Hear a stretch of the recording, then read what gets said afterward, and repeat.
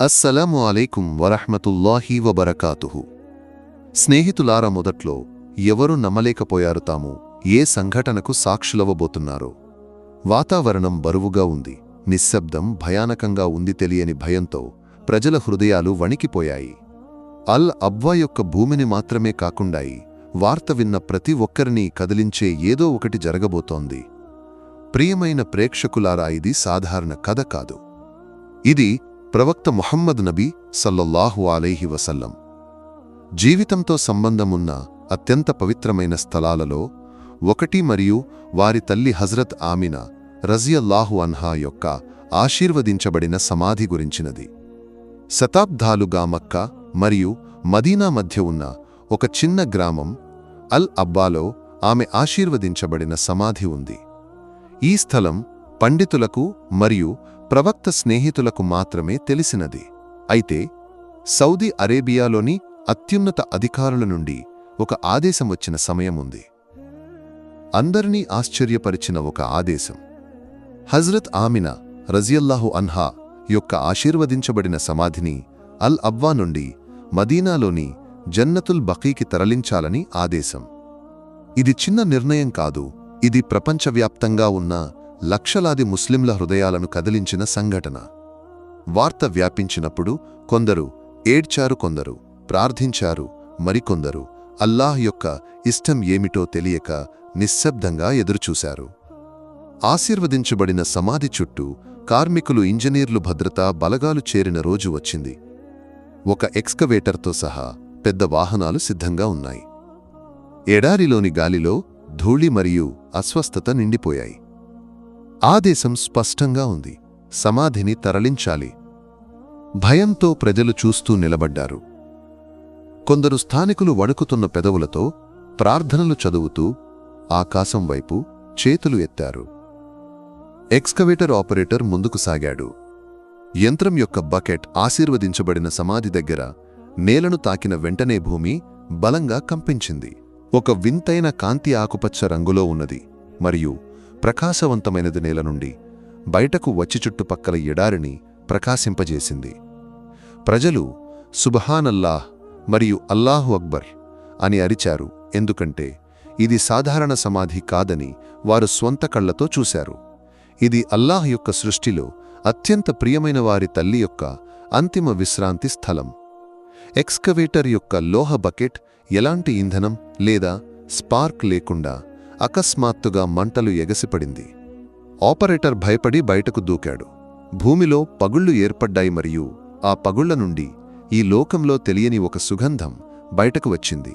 అక్కడ గుమిగూడిన ప్రతి ఒక్కరి హృదయాన్ని కరిగించిన ఒక సుగంధం. సాక్షులు నియంత్రించలేక ఏడవడం ప్రారంభించారు. కొందరు మోకాళ్లపై వాలిపోయారు, మరికొందరు ముఖాన్ని కప్పుకున్నారు, మరికొందరు తమ ముందు జరిగిన అద్భుతాన్ని అర్థం చేసుకోలేక చూస్తూ నిలబడ్డారు. ఆదేశమిచ్చిన రాజు కూడా అక్కడ నిఘా వహించడానికి ఉన్నాడని నివేదికలు చెబుతున్నాయి. అతను స్తంభించిపోయాడు, కదలలేక. ఆశీర్వదించబడిన సమాధి నుండి వచ్చే కాంతిపై కళ్ళు ఆగిపోయాయి. ఆ సుగంధం అతనిని చేరినప్పుడు అతని శక్తి క్షీణించిపోయింది. కన్నీళ్లు ధారలుగా ప్రవహించాయి. లోకంలోని అన్ని అహంకారాలు మరియు అధికారం అల్లాహ్ యొక్క ఇష్టం ముందు కరిగిపోయినట్లు అతను బిగ్గరగా ఏడవడం ప్రారంభించాడు. అతను క్షమాపణ కోరుతూ చేతులు ఎత్తి తనకు ఇది తెలియదని అర్థం కాలేదని, రాజులు మరియు పాలకుల ఇష్టం కంటే అల్లాహ్ యొక్క ఇష్టం గొప్పదని పదే పదే చెప్పాడు. కార్మికులకు వెంటనే ఆపమని ఆదేశించాడు, కాని ఆ మట్టి ఇప్పటికే స్వయంగా ప్రకటన చేసింది: ఈ ఆశీర్వదించబడిన సమాధిని తరలించడం సాధ్యం కాదు, ఎందుకంటే అల్లాహ్ స్వయంగా దానిని రక్షిస్తున్నాడు. చుట్టూ గుమిగూడిన ప్రజలు ఏడుపు ఆపలేకపోయారు. వృద్ధులు, యువకులు, పండితులు, సాధారణ కార్మికులు ఒకే స్వరంతో సుబ్హానల్లాహ్ మరియు లా ఇలాహ ఇల్లల్లాహ్ అని పదే పదే చెప్పారు. ఎడారిలో పశ్చాత్తాపం యొక్క అలలు మార్మనాడాయి. మనుషులు ఎలాంటి పథకాలు వేసినా అల్లాహ్ యొక్క నిర్ణయమే అంతిమమని ఆ రోజు సాక్ష్యంగా మారింది. అద్భుతమైన మంటలలో ఎక్స్కవేటర్ దెబ్బతినడంతో దానిని తొలగించారు. మరొక యంత్రాన్ని అక్కడికి తీసుకురావడానికి ఎవరూ ధైర్యం చేయలేదు. స్థలంలో రక్షణగా ఉన్న సైనికులు తమ ఆయుధాలను కింద పడేశారు. కొందరు సాష్టాంగం చేశారు, మరికొందరు బహిరంగంగా ఏడ్చారు.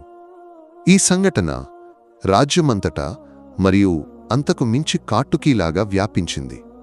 హజ్రత్ ఆమినా రజియల్లాహు అన్హా యొక్క అంతిమ విశ్రాంతి స్థలాన్ని తాకడం నుండి నిషేధించబడిన అల్ అబ్వా యొక్క మట్టి అద్భుతాల ద్వారా స్వయంగా మాట్లాడిందని విన్నప్పుడు మదీనా మరియు మక్కాలోని ప్రజలు ఆశ్చర్యపోయారు.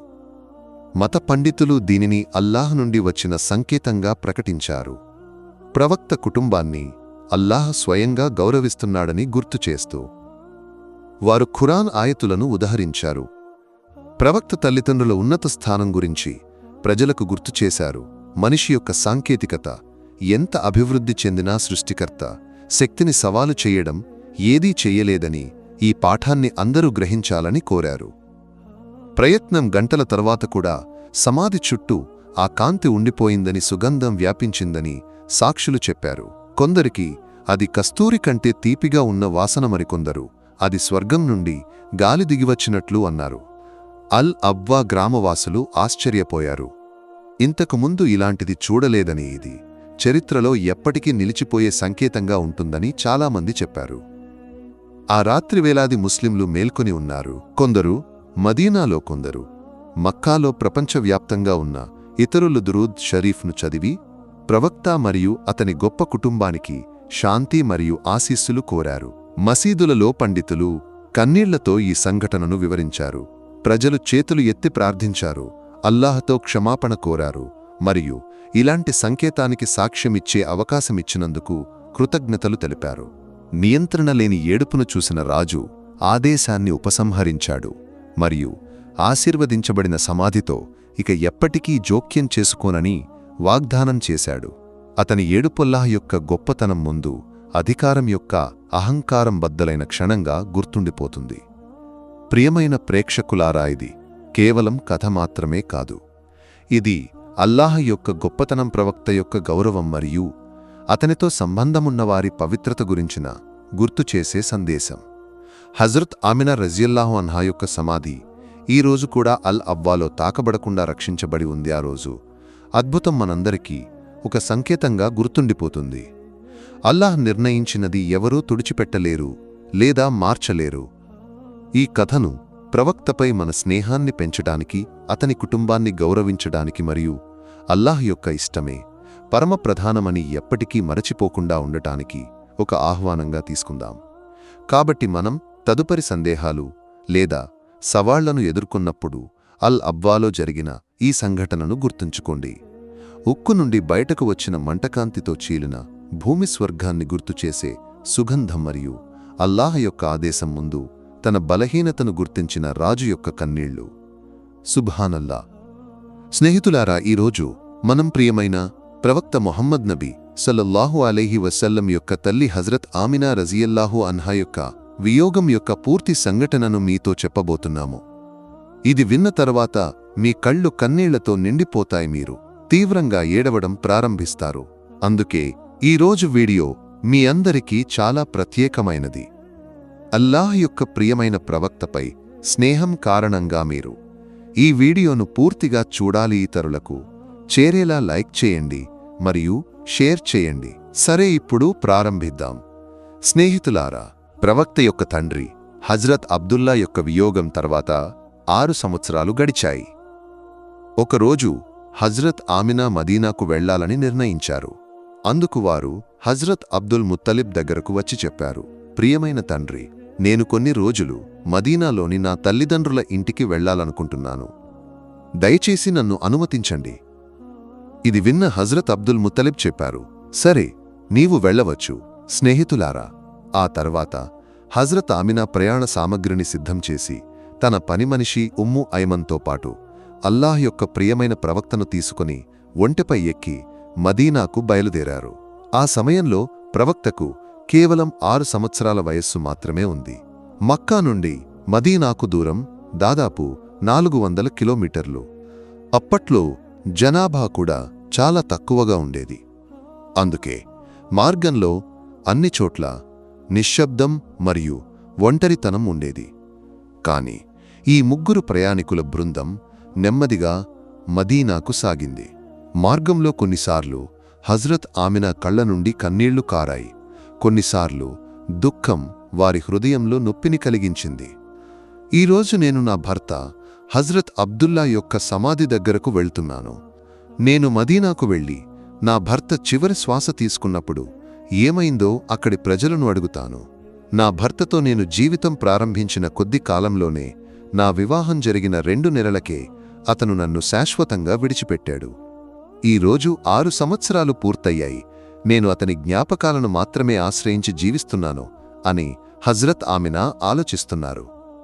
స్నేహితులారా, హజ్రత్ ఆమినా యొక్క హృదయంలో పాత జ్ఞాపకాల తుఫాను ఉద్భవించింది. ఒంటె మదీనాకు గట్టిగా సాగింది. 10 రోజుల ప్రయాణం తర్వాత హజ్రత్ ఆమినా మదీనాలోని ఇంటికి చేరుకున్నారు. 6 సంవత్సరాల తర్వాత తల్లిని చూసిన వెంటనే హృదయంలో దాచిన భర్త యొక్క దుఃఖం వారి ముఖంపై కనిపించింది. హజ్రత్ ఆమినా తల్లిని గట్టిగా కౌగిలించుకుని తీవ్రంగా ఏడవడం ప్రారంభించారు. హజ్రత్ ఆమినా యొక్క కన్నీళ్లు ఇంట్లోని అందరికీ బాధాకరమైన కథను చెప్పాయి.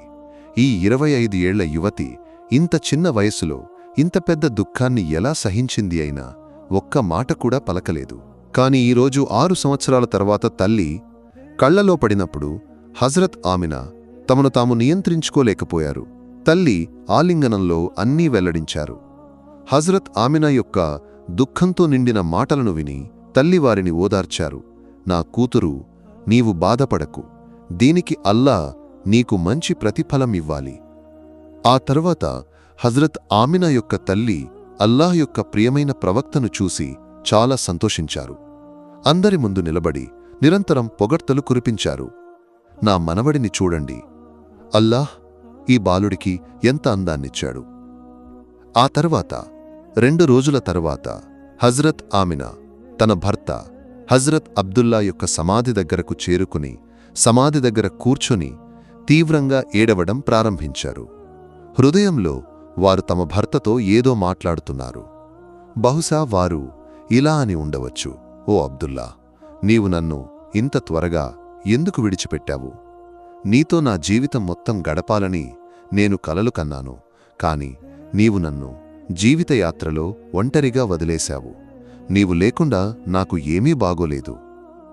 ఇలా హజ్రత్ ఆమినా కొంత సమయం భర్త సమాధి దగ్గర ఏడ్చారు. ఆ తర్వాత సాయంత్రమైనప్పుడు హజ్రత్ ఆమినా తన పనిమనిషి ఉమ్ము ఐమన్తో పాటు అల్లాహ్ యొక్క ప్రియమైన ప్రవక్తతో ఇంటికి తిరిగి వచ్చారు. ఆ తర్వాత హజ్రత్ ఆమినా 1 నెలపాటు తల్లిదండ్రుల ఇంటిలో ఉన్నారు. ఒకరోజు వారు తల్లితో చెప్పారు: ప్రియమైన అమ్మా, నేను ఇప్పుడు నా ఇంటికి తిరిగి వెళ్లాలనుకుంటున్నాను. దయచేసి నన్ను అనుమతించు. తల్లి అనుమతి తీసుకుని హజ్రత్ ఆమినా మక్కాకు బయలుదేరారు. ఈ ముగ్గురు బృందం మక్కాకు తిరిగి వెళ్ళింది. 3 రోజుల ప్రయాణం తర్వాత ఈ బృందం అరేబియాలోని అత్యంత ఒంటరి ప్రాంతాలలో ఒకదానిని దాటుతోంది. దీని పేరు అబ్వా. ఇక్కడ చుట్టూ నిశ్శబ్దం ఉంది, దట్టమైన పొదలు మరియు రాళ్లతో కూడిన కొండలు. అది సాయంత్ర సమయం. ఈ ఒంటరి ప్రాంతం ద్వారా ఈ ముగ్గురు బృందం మక్కాకు సాగుతోంది. భర్త సమాధి నుండి తిరిగి వచ్చినందున హజ్రత్ ఆమినా చాలా దుఃఖంలో ఉన్నారు. వారు చాలా నిశ్శబ్దంగా ఉన్నారు. ప్రయాణంలో వారు కన్నీళ్లను లోపలే దాచుకున్నారు. కాని తమ నిష్కలంకమైన బిడ్డ ముందు ఏమీ చూపించలేదు. తమ బిడ్డకు ఎలాంటి నొప్పి రాకూడదని ఆలోచించారు. ఈ బృందం అబ్వా స్థలానికి చేరుకున్నప్పుడు అకస్మాత్తుగా హజ్రత్ ఆమినా యొక్క ఆరోగ్యం క్షీణించడం ప్రారంభమైంది. ఇది చూసిన వెంటనే వారు తమ పనిమనిషి ఉమ్ము ఐమన్తో చెప్పారు: నా ఆరోగ్యం క్షీణిస్తోంది. దీనికి సమాధానంగా ఉమ్ము ఐమన్ హజ్రత్ ఆమినాతో చెప్పారు: బాధపడకు, నేను ఒంటెను ఎత్తైన స్థలంలో నిలిపిస్తాను. అప్పుడు ఉమ్ము ఐమన్ ఒంటెను ఒక ఎత్తైన మట్టికొండపైకి తీసుకెళ్లారు. అక్కడ రాయిలా కనిపించే ఒక చెట్టు ఉంది. ఉమ్ము ఐమన్ హజ్రత్ ఆమినాను ఒంటె నుండి దించి ఆ రాయిపై పడుకోబెట్టారు. ఆ సమయంలో హజ్రత్ ఆమినాకు తీవ్రమైన నొప్పి ఉంది. ప్రియమైన ప్రవక్త ఆందోళనతో తల్లిని చూస్తున్నారు. తన తల్లికి ఏమి జరుగుతోందో ఆయనకు అర్థం కాలేదు. ఎందుకంటే ఆ సమయంలో ప్రవక్తకు కేవలం 6 సంవత్సరాల వయస్సు మాత్రమే ఉంది. అందుకే తల్లిని చూసినప్పుడు ఆయన కళ్ల నుండి కన్నీళ్లు కారుతున్నాయి. హృదయం అస్వస్థంగా ఉంది. ఆయన మళ్ళీ మళ్ళీ తల్లితో అడుగుతున్నారు, ప్రియమైన అమ్మా, నీవు నాతో ఎందుకు మాట్లాడటం లేదు? నీవు ఎందుకు నిశ్శబ్దంగా ఉన్నావు? నాతో మాట్లాడు. మరోవైపు ముఐమన్ చెబుతున్నారు, ఓ ఆమినా, ధైర్యంగా ఉండు. నీకు ఏమీ కాదు, నీవు పూర్తిగా కోలుకుంటావు. కాని హజ్రత్ ఆమినాకు అర్థమైంది బహుశా ఇప్పుడు ప్రయాణం చేసే సమయం వచ్చిందని. అందుకే నొప్పి కారణంగా హజ్రత్ ఆమినా కళ్ళు మూసి తెరిచారు. హజ్రత్ ఆమినా కళ్ళు తెరిచి తమ 6 సంవత్సరాల నిష్కలంకమైన బిడ్డను చూశారు. హృదయంలో వారు ఆలోచిస్తున్నారు, నా నిష్కలంకమైన బిడ్డకు ఏమి జరుగుతుంది? నా అనాథ బిడ్డకు ఏమి జరుగుతుంది? అతను తన తండ్రిని కూడా చూడలేదు. ఇప్పుడు నేను కూడా అతనిని విడిచిపెట్టి వెళ్తున్నాను. అతనికి సోదరి లేదా సోదరుడు లేడు. ఇక ఎవరి మద్దతుతో నా బిడ్డ జీవిస్తాడు? కాని అల్లాహ్ యొక్క ప్రియమైన ప్రవక్త మళ్ళీ మళ్ళీ తల్లిని కదిలించి తల్లితో అడుగుతున్నారు, ప్రియమైన అమ్మా, నీకు ఏమి జరుగుతోంది? కాని హజ్రత్ ఆమినాకు ఏమీ చెప్పలేకపోయారు. చివరగా ప్రయాణం చేయడానికి ముందు హజ్రత్ ఆమినా తమ శక్తినంతా సమీకరించి కళ్ళు తెరిచారు. తమ 6 సంవత్సరాల బిడ్డ తలపై చేయి వేసి చెప్పారు, నా కొడుకు, నీవు బాధపడకు. నేను ఇప్పుడు వీడ్కోలు చెబుతున్నాను, కాని నేను ఈ ప్రపంచం కోసం ఒక బిడ్డను వదిలిపెట్టి వెళుతున్నాను. అతను ఈ విశ్వాన్ని మొత్తం ప్రకాశింపజేస్తాడు. ఇది చెప్పి హజ్రత్ ఆమినా అల్లాహ్ యొక్క ప్రియమైన ప్రవక్త తలను గుండెపై ఉంచి కళ్ళు మూసుకున్నారు. తన తల్లికి ఏదో జరిగిందని ప్రవక్తకు అనిపించింది. అందుకే ఆయన తల ఎత్తి చూసినప్పుడు హజ్రత్ ఆమినా ఈ లోకంతో వీడ్కోలు చెప్పారని అర్థమైంది. ఇది చూసిన వెంటనే ప్రవక్త తల్లిని కదిలించి ఏడవడం ప్రారంభించారు. ప్రియమైన అమ్మాలేవు, నాతో మాట్లాడు. నీవు లేకుండా నాకు జీవించడం సాధ్యం కాదు. ఇక్కడ నీవు తప్ప నాకు ఎవరున్నారు? తల్లిని కౌగిలించుకుని ప్రవక్త ఏడుస్తున్నారు. మరోవైపు హజ్రత్ ఉమ్ము ఐమన్ ప్రవక్తను మళ్లీ మళ్లీ ఓదార్చుతున్నారు. నా కొడుకుని తల్లి మనలను విడిచిపెట్టి వెళ్ళిపోయింది. ఆమె ఇక ఎప్పటికీ తిరిగిరాదు. ప్రవక్త తల్లిని కౌగిలించుకుని ఏడుస్తున్నారు. ఐమన్తో అడుగుతున్నారు, ఓ ప్రియమైన పనిమనిషి, నా తల్లి ఎందుకు లేవటం లేదు? ఆమె ఎందుకు నాతో మాట్లాడటం లేదు? నేను నా తల్లితో మాత్రమే మక్కాకు వెళ్తాను. స్నేహితులారా, మీరే ఆలోచించండి, అది ఎంత భయంకరమైన దృశ్యం ఉండి ఉంటుంది. మక్కా మరియు మదీనా నుండి చాలా దూరంలో ఒక ఒంటరి ప్రాంతంలో ఒక 6 సంవత్సరాల నిష్కలంకమైన బిడ్డ తల్లిని కౌగిలించుకొని ఏడుస్తున్నాడు. తల్లి ఈ లోకంతో వీడ్కోలు చెబుతున్నది చూస్తూ. బహుశా ఆ సమయంలో ఆకాశంలోని దేవదూతలు కూడా ఏడ్చి ఉండవచ్చు. ఆ సమయంలో ప్రవక్తతో ఉన్నది ఇంటి పనిమనిషి హజ్రత్ ఉమ్ము ఐమన్ మాత్రమే.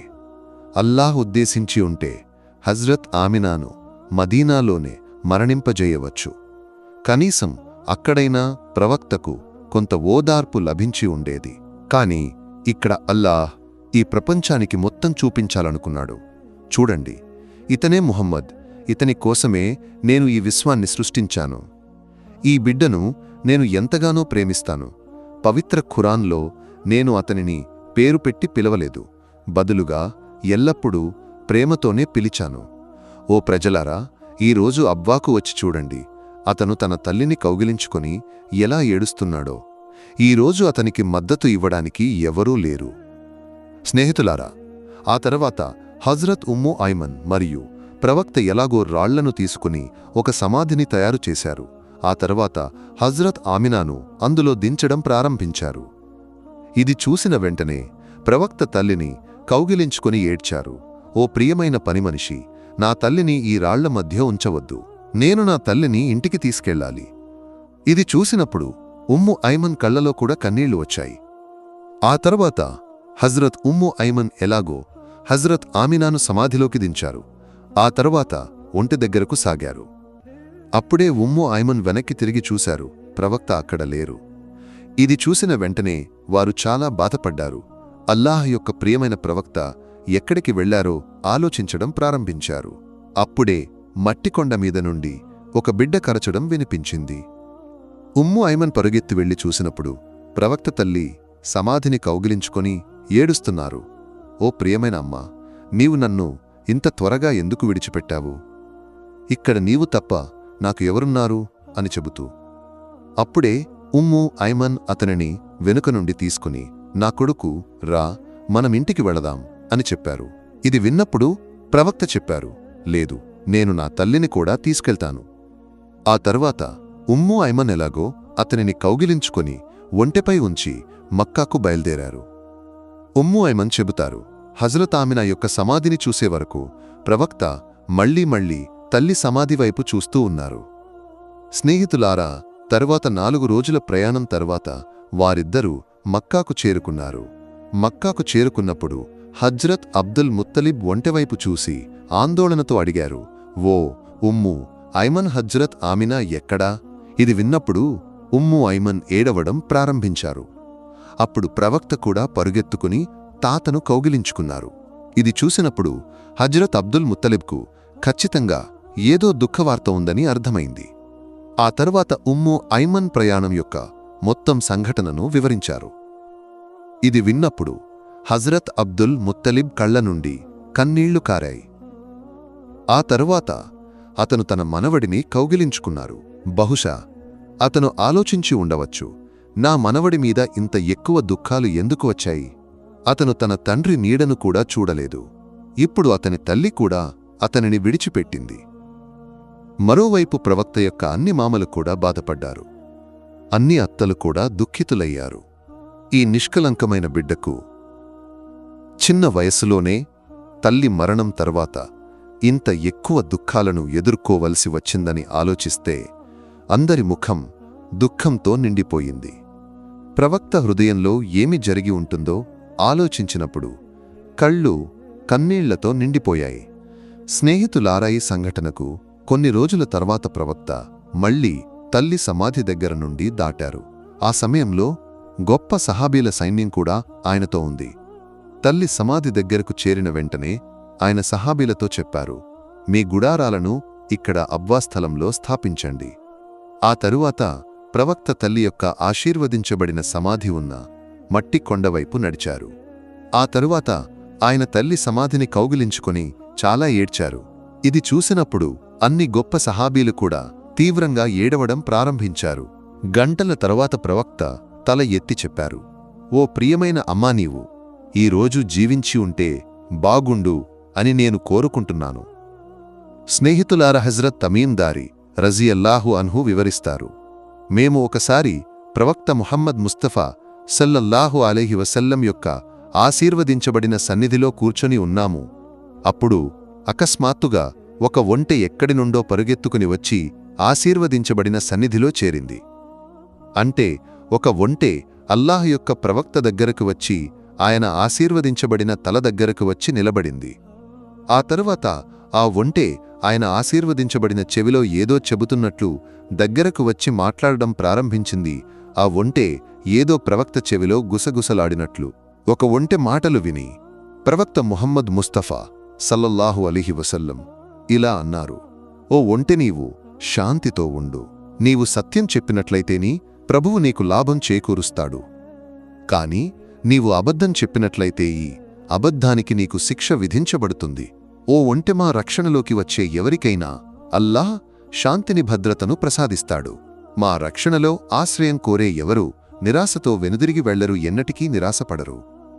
హజ్రత్ తమీం దారి రజియల్లాహు అన్హు వివరిస్తూ ఇలా చెప్పారు, ఇది చూసినప్పుడు మేము అడిగాము, ఓ అల్లాహ్ దూత, ఈ ఒంటె మీతో ఏమి అడుగుతోంది? ఈ ఒంటె మీతో ఏమి చెప్పింది? దీనికి జవాబుగా ప్రవక్త ముహమ్మద్ ముస్తఫా సల్లల్లాహు అలైహి వసల్లం ఇలా అన్నారు, ఈ ఒంటె యజమానులు దీనిని కోసి దాని మాంసం తినాలని నిర్ణయించారు. అందుకే ఈ ఒంటె వారి నుండి పారిపోయి ఇక్కడికి చేరుకుంది. ఇప్పుడు ఈ ఒంటె మీ ప్రవక్తతో సహాయం అడుగుతోంది. సుబ్హానల్లా. స్నేహితులార, హజ్రత్ తమీం దారి రజియల్లాహు అన్హు వివరిస్తూ ఇలా చెప్పారు, మేము మాట్లాడుకుంటూ ఉండగా ఈ ఒంటె యజమానులు కూడా మా వైపు వస్తున్నట్లు మేము చూశాము. యజమానులు దగ్గరకు వస్తున్నట్లు చూసినప్పుడు ఆ ఒంటె మళ్లీ ప్రవక్త యొక్క ఆశీర్వాద శిరస్సు దగ్గరకు వచ్చి ఆయన వెనుక నిలబడింది. అప్పుడు ఆ ఒంటె యజమాని మా దగ్గరకు వచ్చి ఇలా అన్నాడు, ఓ అల్లాహ్ దూత, ఇది మా ఒంటె. 3 రోజులుగా ఇది మమ్మల్ని విడిచిపోయింది. ఈరోజు మీ సమక్షంలో మాకు మా ఒంటె దొరికింది. ఇది విన్న తర్వాత ప్రవక్త ముహమ్మద్ ముస్తఫా సల్లల్లాహు అలైహి వసల్లం ఇలా అన్నారు, ఈ ఒంటె నా ముందు మీ గురించి ఒక ఫిర్యాదు చెప్పింది. ఇది ఇలా చెప్పింది, ఈ ఒంటె మీతో కలిసి సంవత్సరాల తరబడి పెరిగింది. వేసవి కాలం వచ్చినప్పుడు మీరు దీనిపై స్వారీ చేసి గడ్డి ఆహారం ఉన్న ప్రాంతాలకు వెళ్లేవారు. శీతాకాలం వచ్చినప్పుడు మీరు ఈ ఒంటెపైనే స్వారీ చేసి వెచ్చని ప్రాంతాలకు వెళ్లేవారు. కాని ఇప్పుడు ఈ ఒంటె ఈ బలహీనమైన అశక్తమైన వయస్సులోకి వచ్చినప్పుడు మీరు దీనిని కోసి మాంసం తినాలని పథకం వేశారు. ఇప్పుడు మీరు దీనిని కోయాలనుకుంటున్నారు. ఇది విన్న తర్వాత ఒంటె యజమానులు ఇలా అన్నారు, అల్లాహ్ సాక్షిగా, ఓ అల్లాహ్ దూత, మీరు వివరించినట్లే జరిగింది. ఇది విన్న తర్వాత ప్రవక్త ముహమ్మద్ ముస్తఫా సల్లల్లాహు అలైహి వసల్లం ఇలా అన్నారు, ఓ ప్రజలారా, ఇదేనా ఒక మంచి సేవకుడికి యజమానులు ఇచ్చే బహుమతి? ఇది విన్న తర్వాత వారు ఇలా అన్నారు, ఓ అల్లాహ్ దూత, మేము ఇక ఈ ఒంటెను అమ్మముకోయము. కాని అప్పుడు మీరు ఈ ఒంటెను దాని యజమానుల నుండి 100 దీనార్లకు కొన్నారు. ఆ తర్వాత మీరు ఇలా అన్నారు, ఓ ఒంటె, ఈరోజు నీవు అల్లాహ్ యొక్క సంతోషం కోసం స్వతంత్రుడివి. ఇది చూసినప్పుడు ఒంటె తన నోటిని మీ ఆశీర్వాద శిరస్సు దగ్గరకు తీసుకువచ్చి మీతో ఏదో చెప్పింది. ఒంటె మాటలు విని ప్రవక్త ఇలా అన్నారు, ఆమీన్. ఆ తర్వాత ఒంటె మళ్ళీ మీ ఆశీర్వాద చెవిలో ఒక ప్రార్థన చేసింది. అప్పుడు మీరు మళ్ళీ ఆమీన్ అన్నారు. ఆ తరువాత ఒంటె మూడోసారి ప్రార్థించింది. అప్పుడు మీరు మళ్ళీ ఆమీన్ అన్నారు. కాని 4వసారి ఒంటె ప్రార్థించినప్పుడు దాని మాటలు విని ప్రవక్త ముహమ్మద్ ముస్తఫా దుఃఖించారు. ఆయన కళ్ల నుండి కన్నీళ్లు వచ్చాయి. ఆయన ఆశీర్వాద గడ్డం కన్నీళ్లతో తడిసింది. హజ్రత్ తిమీం దారి రజియల్లాహు అన్హు వివరిస్తూ ఇలా చెప్పారు, ఇది చూసినప్పుడు మేము అడిగాము, ఓ అల్లాహ్ దూతాయి ఒంటె మీతో ఏమి చెప్పింది? ఇది విన్న తర్వాత మీరు ఇలా అన్నారు, మొదటిసారి ఈ ఒంటె నాతో ఇలా చెప్పింది, ఓ శ్రేష్ఠ ప్రవక్త, ఇస్లాం నుండి ఖురాన్ నుండి అల్లాహ్ మీకు ఉత్తమమైన ప్రతిఫలం ఇవ్వాలి. అప్పుడు నేను ఆమీన్ అన్నాను. రెండోసారి ఒంటె ఇలా చెప్పింది, ఓ అల్లాహ్ దూతా, నీవు నా హృదయం నుండి భయాన్ని తొలగించినట్లే అంతిమ దినాన అల్లాహ్ నీ ఉమ్మత్ హృదయాల నుండి భయాన్ని తొలగించాలి. దాన్ని విని నేను మళ్ళీ ఆమీన్ అన్నాను. మూడోసారి ఈ ఒంటె నాతో ఇలా చెప్పింది, ఓ అల్లాహ్ దూతా, నీవు నా రక్తాన్ని రక్షించినట్లే అల్లాహ్ నీ ఉమ్మత్ రక్తాన్ని శత్రువుల నుండి రక్షించాలి. దాన్ని విని నేను మళ్ళీ ఆమీన్ అన్నాను. కాని 4వసారి ఈ ఒంటె నాతో ఇలా చెప్పింది, ఓ అల్లాహ్ దూతా, అల్లాహ్ నీ ఉమ్మత్ ఒకరితో ఒకరు పోరాడకుండా ఘర్షణలు లేకుండా ఉండేలా దయచేయాలి. దాన్ని విని నేను దుఃఖించానునా, కళ్ల నుండి కన్నీళ్లు వచ్చాయి. ఎందుకంటే ఈ ప్రార్థనను నేనొకసారి అల్లాహ్ సమక్షంలో చేశాను. ఆ సమయంలో అల్లాహ్ నా మొదటి 3 ప్రార్థనలను స్వీకరించాడు, కాని చివరి ప్రార్థనను స్వీకరించడం నుండి నన్ను నిషేధించాడు. ఆ తరువాత హజ్రత్ జిబ్రీల్ అలైహిస్సలాం అల్లాహ్ నుండి ఈ సమాచారంతో నా దగ్గరకు వచ్చి ఇలా చెప్పారు, ఓ అల్లాహ్ దూతాని ఉమ్మత్ ఒకరితో ఒకరు పోరాడి నాశనమవుతుంది. ఇక ఏమి జరగాలో అది కలం ద్వారా వ్రాయబడింది. అందుకే స్నేహితులారా, ప్రవక్త యొక్క ఈ ఆశీర్వాద హదీసు ఈరోజు పూర్తిగా సత్యమవుతోంది. ఈరోజు నీవు కళ్ళు ఎత్తి చూస్తే ముస్లిములు ప్రతిచోట ఒకరితో ఒకరు పోరాడుతున్నట్లు కనిపిస్తుంది. ఈరోజు నీవు చూస్తా ఒక ముస్లిం మరొక ముస్లిం రక్తం కోసం ఎలా దాహం తీర్చుకుంటున్నాడో, వివిధ వర్గాల పేరుతో ఒకరినొకరు చంపే హడావిడిలో ఉన్నాడో. వారు ఒకరికొకరు శత్రువులుగా మారారు. ఈరోజు ఒక ముస్లిం మరొక ముస్లింకు చేసే నష్టం ఒకవేళ అవిశ్వాసులు కూడా ఇప్పటివరకు ముస్లిములకు చేయలేదు. అందుకే మనమందరం మన ప్రియమైన ప్రవక్త ముహమ్మద్ ముస్తఫా సల్లల్లాహు అలైహి వసల్లం యొక్క కంబళిని గట్టిగా పట్టుకోవాలి. ఈ వర్గీయతను విడిచిపెట్టాలి. మనమందరం ఒక ఉమ్మత్గా మారాలి. పరస్పర ద్వేషాలను ముగించాలి. ఒక ముస్లిం మరొక ముస్లింకు సోదరుడని భావించాలి. మనమందరం ముస్లిములం. మనమందరం పరస్పరం సోదరులం, ప్రేమతో వాత్సల్యంతో జీవించాలి. స్నేహితులారా, మక్కా విజయ దినాన ప్రవక్త ముహమ్మద్ ముస్తఫా సల్లల్లాహు అలైహి వసల్లం మక్కాలో ఒక ఇంటి గోడకు ఆనుకొని కూర్చొని ఉన్నారు. ఆయన ఒక బానిసతో మాట్లాడుతున్నారు. ఆయన కూర్చొని ఉన్న ఇంటి గోడ ఒక అవిశ్వాసి స్త్రీది. ఈ స్త్రీకి ఆయనపై తీవ్రమైన అసహ్యం ఉండేది. అందుకే అల్లాహ్ దూత యొక్క ఆశీర్వాద శబ్దం వినిపించినప్పుడు ద్వేషం అసూయ విద్వేషం కారణంగా ఆమె ఇంటి అన్ని కిటికీలను మూసేసింది. ప్రవక్త యొక్క ఆశీర్వాద శబ్దం ఆమె చెవులకు చేరకూడదని, ఆయన శబ్దం ఆమె వినకూడదని భావించింది. అప్పుడు కొంత సమయం తర్వాత హజ్రత్ జిబ్రీల్ అలైహిస్సలాం ఆయన సమక్షంలో ప్రత్యక్షమై ఇలా చెప్పారు: ఓ అల్లాహ్ దూతా, నీవు ఆనుకుని కూర్చొని ఉన్న ఇంటి గోడ ఒక అవిశ్వాసీ స్త్రీది. ఈ ఇంటిలో నివసించే అవిశ్వాసి స్త్రీ ద్వేషం అసూయ కారణంగా ఇంటి కిటికీలను మూసేసిందని, శబ్దం ఆమెకు చేరకూడదని భావించింది. కాని దూత అల్లా ఇలా చెప్పాడునా, ప్రియమైన వాని ఆశీర్వాద వెనుక భాగం ఈ ఇంటి గోడను తాకింది. అందుకే ఈ ఇంటిలో నివసించే స్త్రీ నరకానికి వెళ్లడం అల్లాహ్ కోరుకోడు. ఓ అల్లాహ్, దూత ఆమె కిటికీలను మూసేసి ఉండవచ్చు, కాని మేము ఆమె హృదయ కిటికీలను తెరిచాము. స్నేహితులార, హజ్రత్ జిబ్రీల్ అలైహిస్సలాం ఇది చెప్పిన వెంటనే ఇంటిలో కూర్చొని ఉన్న ఆమె హృదయలోకం మారడం ప్రారంభమైంది. ఆమె అస్వస్థతకు గురయింటి నుండి బయటకు వచ్చి ప్రవక్త యొక్క పాదాల వద్ద పడింది. ఆ తర్వాత ఆమె ముస్లింగా మారింది. ఆమె కన్నీళ్లతో హృదయపూర్వకంగా లా ఇలాహ ఇల్లల్లాహ్ ముహమ్మదు రసూలుల్లాహ్ అని చెప్పింది. ప్రియమైన అల్లాహ్ దూత, నీవు నిజంగా అల్లాహ్ యొక్క సత్యసంధమైన దూతవని నేను సాక్ష్యం చెప్పుకుంటున్నాను. సత్యమైన హృదయంతో నేను నీపై విశ్వాసముంచుతున్నాను. స్నేహితులారామన, ప్రియమైన ప్రవక్త ముత్తునబీ సల్లల్లాహు అలైహి వసల్లం యొక్క గొప్పతనం కోసం మనమందరం త్యాగం చేయాలి. ఆయన ఎక్కడికి వెళ్లినా ఆశీర్వాదాలను చల్లుతూ ఉన్నారు. ఎవరైనా అడిగినా లేకపోయినా కాని ఆయన అందరి కోరికలను నెరవేర్చుతూ ఉన్నారు. సుబ్హానల్లా.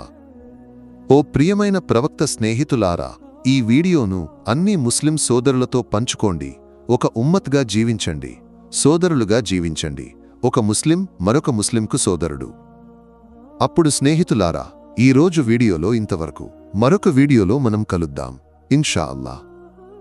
అస్సలాము అలైకుం వరహ్మతుల్లాహి వబరకాతుహు.